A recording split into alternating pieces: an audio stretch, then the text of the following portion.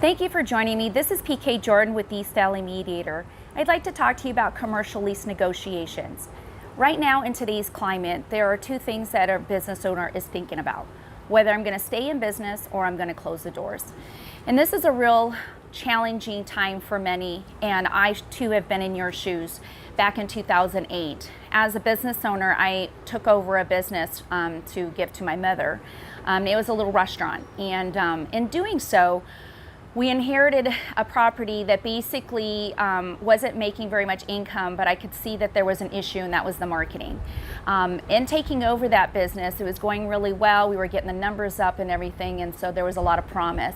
But what happened also during that time was during the recession, when the gas prices went to an all-time high of $5 a gallon. Unfortunately, I was like other business owners within a half-mile radius. There was about 5 of us that had to close our doors. And this was during Labor Day of 2008. I was able to negotiate with my landlord after the fact. He was not willing to come to the table to work with me until I had to leave.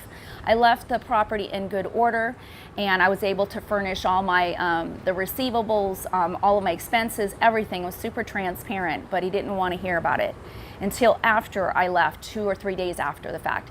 I was able to negotiate my 3.5-year lease, which was about $4,100 of rent every single month. So you do the math. I was able to negotiate that responsibility down to $8,000 and walk away and still preserve my credit.